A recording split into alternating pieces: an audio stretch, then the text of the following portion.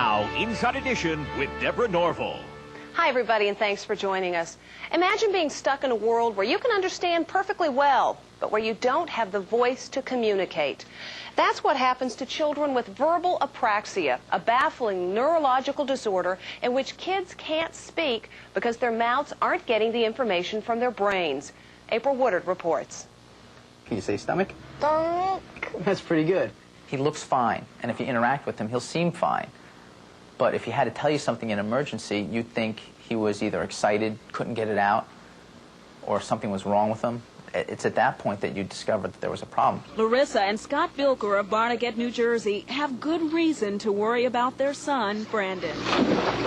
At 8 years old, Brandon is unable to speak intelligible, complete sentences. He suffers with a mysterious neurological disorder called verbal apraxia. Early on, we didn't know if Brandon was a late talker.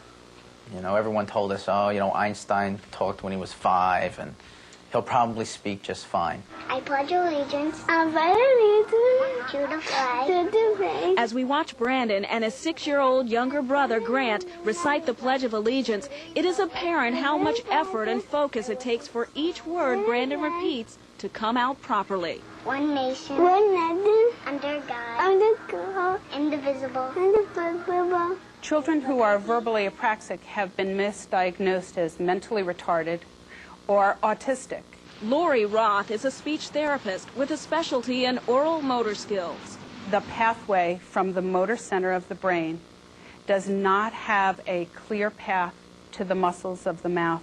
So I don't understand. Say it again. Will. Okay, what about it? For me, as his dad, I thought it was just real difficult watching him not be able to communicate back and forth on such very simple things. Greg and Lisa Gang's 4-year-old son, Tanner, also suffers with apraxia. I was first concerned about Tanner not speaking around the age of 2. And when I brought it to the attention of the pediatrician, they said they weren't concerned about him being nonverbal because he was able to understand everything.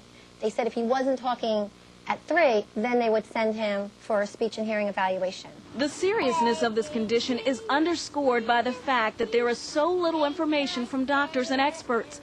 Still to this day, these children are misdiagnosed with autism and mental retardation, despite the fact they can understand perfectly. It was very sad that we had to get more information on the internet, which Lisa just went to town with. And there was more knowledge than we got from the doctors and from the experts. The Gangs faced their problem head-on, refusing to sit back and wait while the most important developmental years ticked away. They learned about the Summit Speech School for the hearing impaired. Tanner seems to benefit from the same approach as his hearing impaired peers. Claire Cantor is the executive director. Our hope and our goal is to mainstream these children into their local kindergartens. And Brandon's parents have found their own approach. Sometimes Brandon will get frustrated when he has something to say, and after he says it a couple times, he'll cry. So what we have been doing is using a digital recorder to actually capture what he says, so I don't have to make him repeat it over and over. These children have received early intervention, but what about the kids who were diagnosed much later?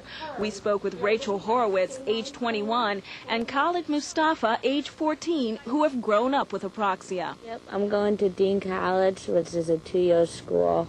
It took Rachel until high school to finally be diagnosed as apraxic, but she's made amazing strides since getting the appropriate speech therapy. I'm majoring in early childhood, but when I go to my other school, that's when I'm going to start doing special ed. And 14-year-old Khalid is an example of how effective the proper therapy can be. He's a true success story. I was shy when I was younger because I was afraid no one would understand me. But now I'm more outgoing. I have lots of friends. I try to make friends. The strength these kids have is a result of the heroic efforts of their families. Remember Brandon's father, Scott Bilker? He devised a website, and Lisa Gang works tirelessly bringing together parents from all over the country to monthly support groups. Here they can speak to professionals and learn from the experience of older kids with apraxia who have found their voice. And I'm so happy that I can help so many people. If you'd like more